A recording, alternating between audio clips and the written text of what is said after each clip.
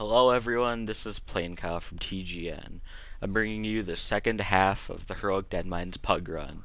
Me as my Resto Shaman.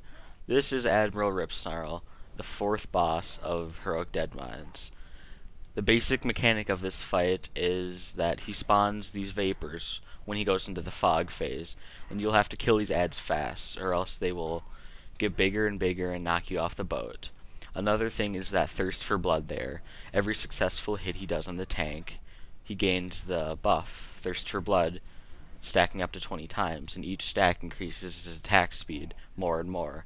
Once it hits 20, the tank will take an enormous amount of damage, and you'll really want to DPS the boss down fast there, so he doesn't get to 20 and the tank doesn't take a lot of damage.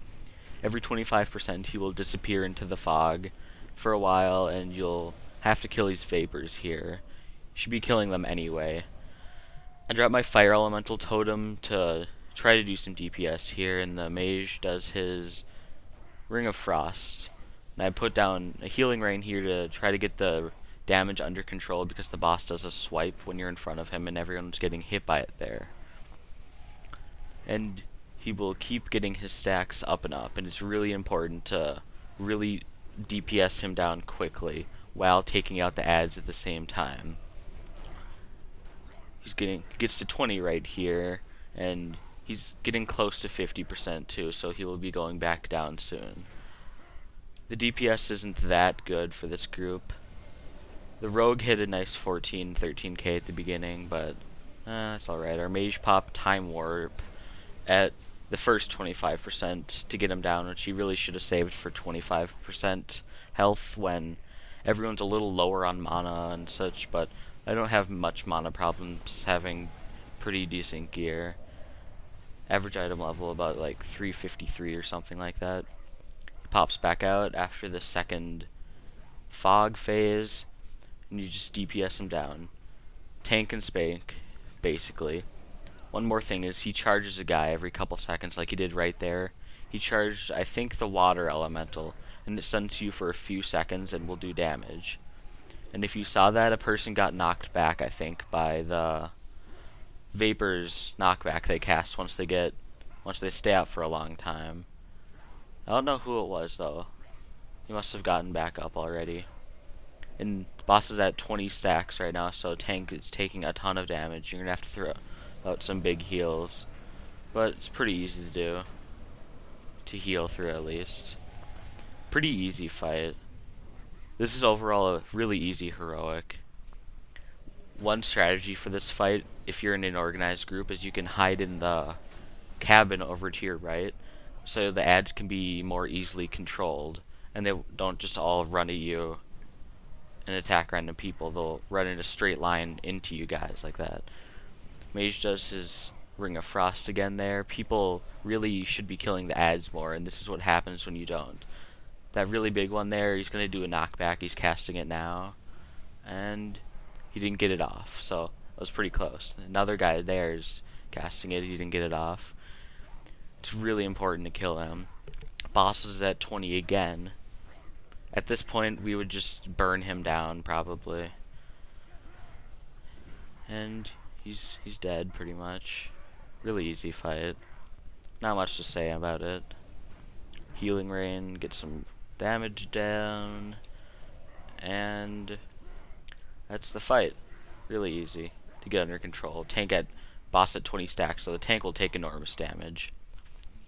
He does drop Smite's Reaver there, which is an item if any of you have ever played in basic Deadmines, where Smite would drop it. You know, he'd switch between all the weapons. Pretty fun fight, cool fight. Was really disappointed when they didn't bring him back. And this is the next fight. Captain Cookie. Our old friend Cookie from normal Deadmines. It's a little Murloc down on the other side of the ship. The cook, Captain Cookie, or Cook Cookie. And he's the captain now. And for this fight, he will throw food all around the ground. As you can see, these swirly green things. You don't want to stand on those or click on those. And you don't need a tank for this fight, so your tank can go DPS spec. Really fun fight. You go around gathering these food on the ground. See by the boss, there's the the shiny yellow holy looking foods, you click those and you get this ridiculous haste buff. And I only get like 3 of these, and then I'll be at the haste cap pretty much for my main healing spell, Healing Wave, so I don't get any more. And I try to let the DPS get more of them, and they must be haste capped already from getting them. But be sure to refresh them and refresh your haste buff by grabbing a new one every now and then. And to stay out of the green stuff.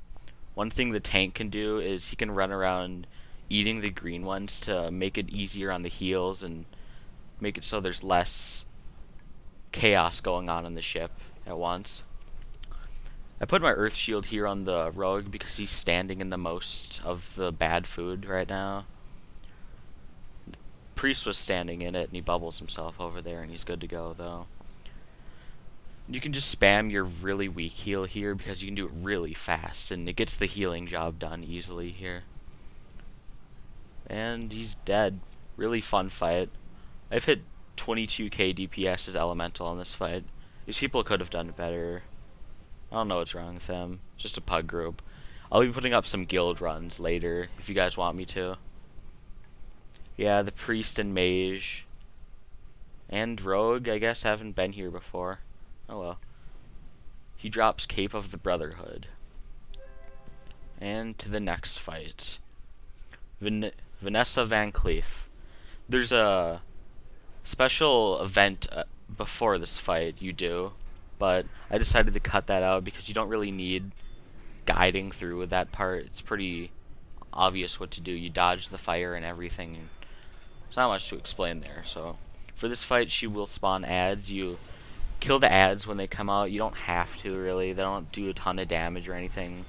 The reason you usually kill the ads for this fight though is because she will go invulnerable for a couple seconds and jump to random people and hit them. Not for very heavy damage or anything, but you just want to kill them because they're there and she's immune.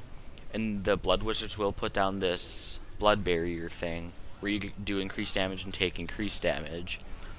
You can stand in this if you're a DPS if you want, but I don't know. I usually do.